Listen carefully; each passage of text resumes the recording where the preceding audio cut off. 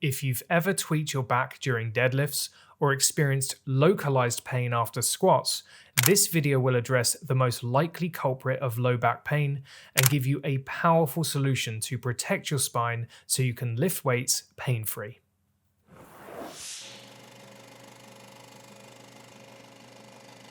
Hey guys, Coach Jack here. Today I'm in Chicago with Dr. Richard Ulm, chiropractor, strength coach, and lead instructor for Dynamic Neuromuscular Stabilization. Today, Rich is going to show us a very common root cause of back pain and how to prevent it.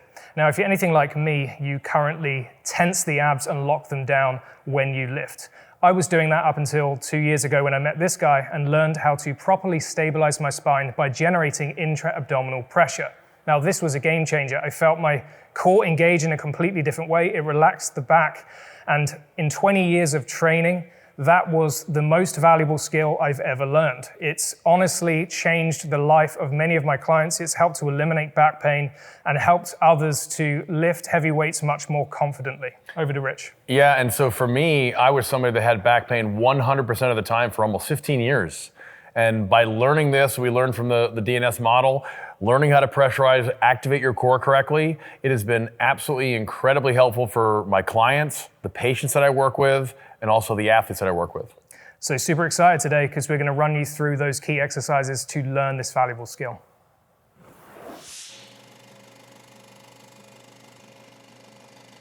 All right, so the first thing that we have to do is show you guys the difference between tensing, which is what a lot of you might be doing, and pressurizing.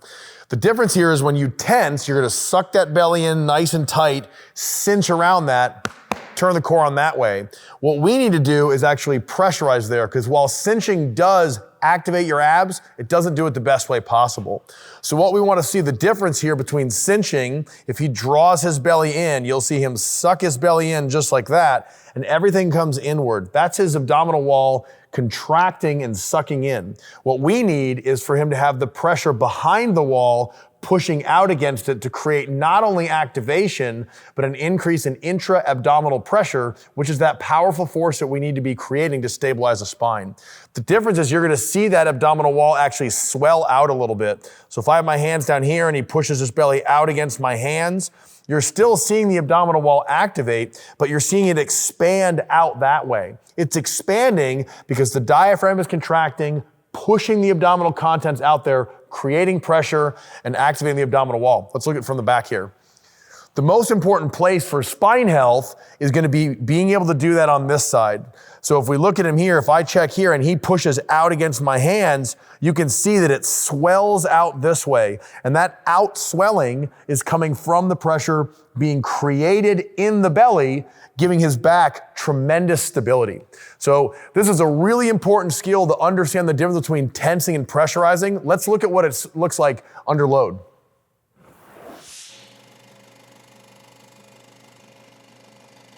Okay, so to show you guys what it looks like under load, we're gonna use a basic hinge pattern. For this one, we're gonna do a dumbbell RDL. What a lot of you might see in the gym is when you go into this RDL, you're gonna see a humongous arch of the low back. You might see the neck crank back there, and he's tensing and arching his back. Now that might not cause pain now, but as a physician, I oftentimes see people coming in and it's that exact pattern that causes their pain. So what we want to do is make sure that you can use that pressurized brace that we just showed in the hinge pattern. To do that, he's first going to engage into that lower abdominal wall, pushing out there, and then he wants to feel it push out back here. He's now going to maintain that as he hinges forward. Now when you see him here, he's got a really good engagement. He's got that pressure pushing out against the back here, supporting the spine from the front. If you can do that, it's not only going to help you lift more weight, but it's going to keep your back nice and healthy.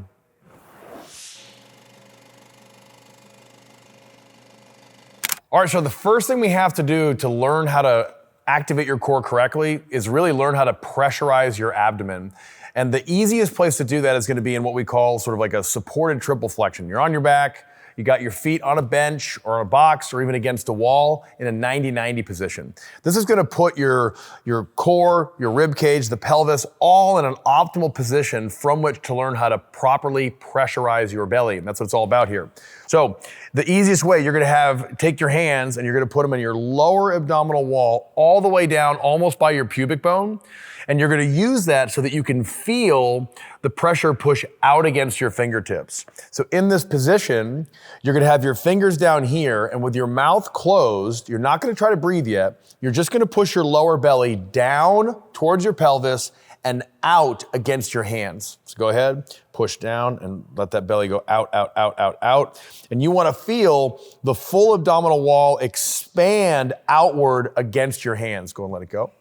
That's actually your diaphragm pushing the abdominal contents out there. And that pushing force not only creates the pressure in the belly, it activates the abs as well.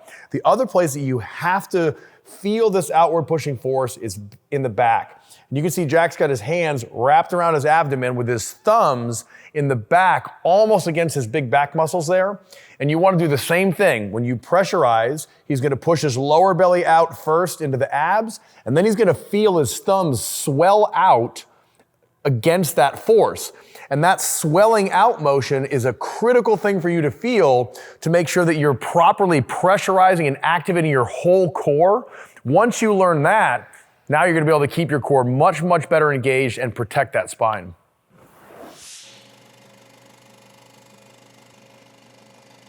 All right, so once you've learned how to pressurize your abdomen and properly activate the core, now we have to challenge the pattern.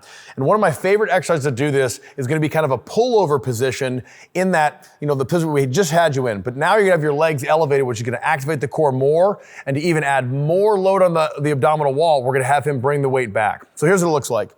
We're gonna first start with gently pressurizing into the belly here. And then he's gonna press the bell up right here. Now he's in a closer position. So he's got the pressure in the belly. He's gonna lift the legs up now. And he's already working in this position. You can see this. He's already got those abs engaged. But if you wanna load that abdominal wall more, challenge the pattern even more, have him bring the hands back a little bit and hold right there. Now that's gonna create a big load in the abdominal wall here. The trick is you don't wanna just suck the belly in or tighten back up, default to your old habits. You wanna make sure that every breath in, you're feeling that lower belly and the back swell out. That's that diaphragm engaging and maintaining pressure in the belly. If you do it this way, you're not only working your abdominal wall, but you're training the right pattern.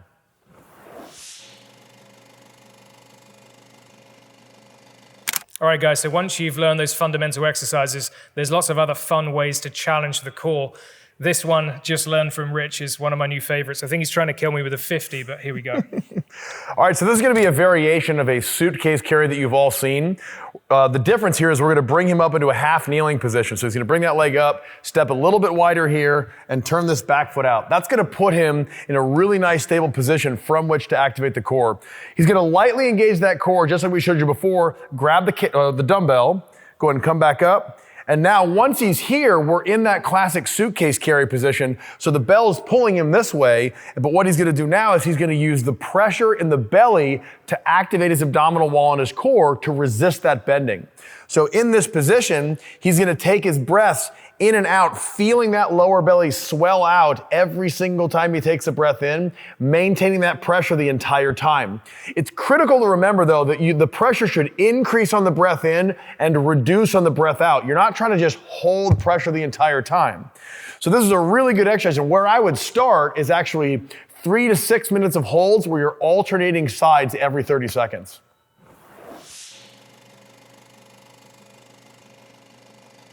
Now we want to move on to integration, where we're going to show you how to use that proper pressurized brace in a bigger movement. Today we're going to use a goblet squat, which is one of my favorite exercises. So go ahead and grab the bell there. Now, again, it's all about training proper pressure. So he's going to have the bell in place, and before he even starts to squat, he can kind of settle down in a little bit, get that pressure, and then he's going to go ahead and squat all the way down. He'll have the breath in, keeping the pressure here, and then as he comes back, he can let the breath out a little bit, but he wants to keep a little bit of pressure. So drive it back up. So what you're gonna do with this one is when you breathe in, you're gonna start the breath in to engage the core, and you're gonna time that up with the descent and the squat. Give me a couple more reps here. So breathe in, he's holding that pressure, come back up, and then he's letting the pressure down. Breathe in, go and come back up, and breathe out. Go and take a rest there. What that's gonna do is actually time the breath with the core engagement so that you can maintain pressure the entire time. And that's the goal of this exercise. Just want to add as well that my mobility has improved quite considerably on exercises like this and RDLs, hinge patterns. So oftentimes we think we're tight, we need stretching. It's actually a stability limitation. So learning this can really open up your mobility as well. Yeah.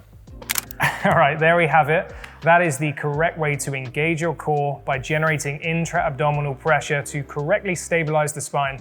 That is going to help to prevent any back pain or any future injuries. It's going to change the game on your performance too, so you can lift weights confidently and safely.